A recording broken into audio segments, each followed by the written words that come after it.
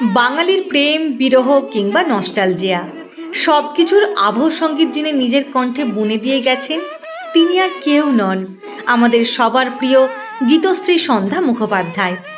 বাংলা গানের স্বর্ণযুগে মহানায়িকা রূপলী পর্দাকে যিনি নিজের কণ্ঠের জাদুতে জীবন্ত করে তুলেছিলেন, তাঁর সুরের ব্যাপ্তি কিন্তু শুধু আধুনিক গানেই সীমাবদ্ধ ছিল না।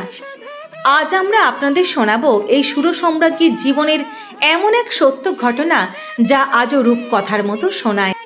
যখন এক বাঙালি মেয়ের কণ্ঠের জাদুতে চোখের জল ধরে রাখতে পারেননি ভারতের শাস্ত্রীয় সঙ্গীতের ইতিহাসের সব থেকে কঠিন এবং ব্যক্তিত্বময় মানুষটি এবং তার প্রিয় শিষ্যা সন্ধ্যা মুখোপাধ্যায়ের এক অনন্য ও অদ্ভুত সুর সম্পর্কের। আজকের গল্প ওস্তাদ বড়ে গোলাম আলী খাঁ সাহেব এবং তাঁর প্রিয় শিষ্যা সন্ধ্যা মুখোপাধ্যায়ের এক অনন্য ও অদ্ভুত সুর সম্পর্কের। চলুন ফিরে যাওয়া যাক 1950-এর দশকের সেই জাদুকরী দিনগুলোয়। ভিডিওটির সঙ্গে থাকুন। বাংলা গানের গীতশ্রী সন্ধ্যা মুখোপাধ্যায় শুধুমাত্র আধুনিক গানে গাইতেন না, তিনি শাস্ত্রীয় সঙ্গীতেও ছিলেন অসাধারণ পারদর্শী। 1950-এর দশকে তিনি মুম্বাইতে যান গান গাইতে। সেখানে তিনি পাতিয়ালা ঘরানার বিশ্ববিখ্যাত শাস্ত্রীয় সঙ্গীত শিল্পী ওস্তাদ বড়ে গোলাম আলী খাঁ সাহেবের কাছে তালিম নিতে চান। খাঁ সাহেব তখন ভারতের সঙ্গীত জগতের সম্রাট। তিনি সহজে কাউকে শিষ্য হিসেবে গ্রহণ করতেন না, বিশেষ করে কোনো বাঙালি মেয়ে তাঁর কঠিন শাস্ত্রীয় সঙ্গীতের ধারা রপ্ত করতে পারবেন কিনা তা নিয়ে তাঁর মনে সামান্য সংশয় ছিল।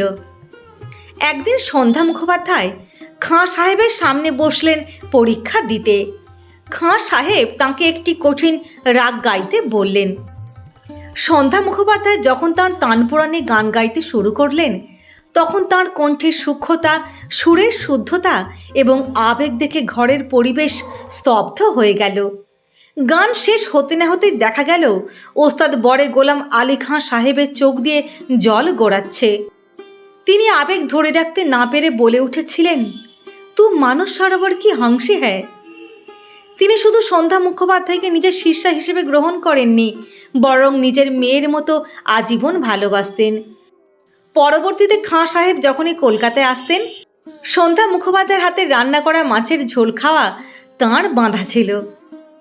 সুরের দুনিয়ায় জাতপাত বা ভাষার যে কোনো দেয়াল নেই, এই সত্য ঘটনাটি তারই এক অনন্য দলিল।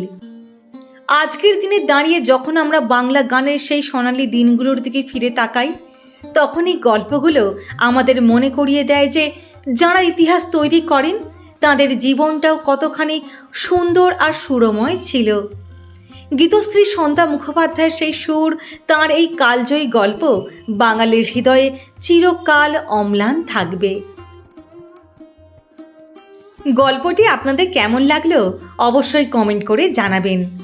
স্বর্ণযুগের শিল্পীদের এমন আরও অনেক অজানা সত্যি ঘটনা জানতে চ্যানেলটি সাবস্ক্রাইব করে সঙ্গে থাকবেন। আজ এখানেই শেষ করছি। ভালো থাকবেন, সুস্থ থাকবেন। অনেক ধন্যবাদ।